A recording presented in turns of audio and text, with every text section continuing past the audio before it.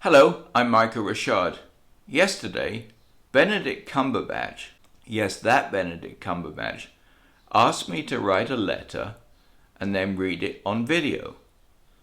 Now, he didn't actually ask me personally. I just received a video from him that he distributed to as much of the world as he could reach, asking everybody to write a letter. But I still feel a little special. Anyway, what he was asking was for everyone to write a letter, which I've done, and then read it aloud on video. And before reading it, say who the letter was to and why you were writing it.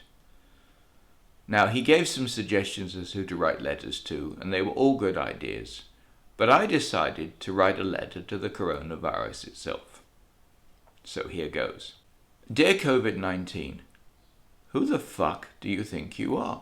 Nobody likes you, but you turned up uninvited and unannounced like a particularly unpleasant and unwanted relative, perhaps an in-law.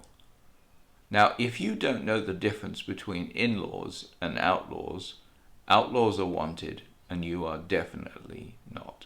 As soon as you got here, you spent your entire time pitting family members against one another, intimidating everybody, and filling them with fear, especially that you never leave. The kids aren't allowed to go out or have their friends over, so we have to entertain them constantly, all the while making sure that you don't cause any more chaos. It's become so bad that we've had to stop going to work, and we now take it in turns to go to the supermarket to buy essentials. Your visit is having a dramatic effect on our financial situation, and we honestly can't afford you, nor do we want your company.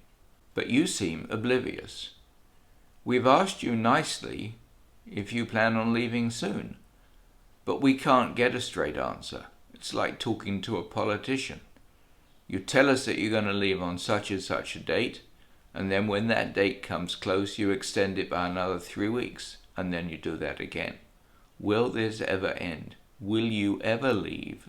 And if you do, or when you do, please promise us that you won't ever come back. We're also concerned that your children might decide to pay us a visit. Probably not this year, but maybe next year and the years after that. I can tell you that we will not be opening our hearts or our door to them. Now, as an idea, perhaps they could go and stay with Rush Limbaugh. He's got a huge house, lots of rooms, and I'm sure he'd be glad of the company. Mind you, he does think you're a bit of a left-wing conspiracy. Just bear in mind that he's probably not going to be around for very much longer since he's got advanced lung cancer, so get him while you can. We're at our wits' end.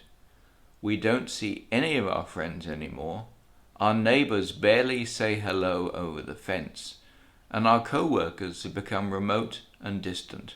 Even simple things like buying toilet paper have become incredibly difficult. We have, and I almost hate to admit this, considered killing you and burying you in our backyard. And the only reason we haven't done so is because we don't want to traumatize the kids any more than they are already.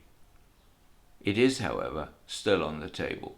Somehow also you've managed to get yourself on the news, and everybody is talking about you and only you. In fact, the only good thing about the news these days is when they say good morning, good afternoon, good evening, and good night. The rest of it is unrelenting and unremitting shit, where people who all have their own opinions say the same things over and over again. It's like having a conversation with an Alzheimer's patient. You've even managed to make the president look like a fool.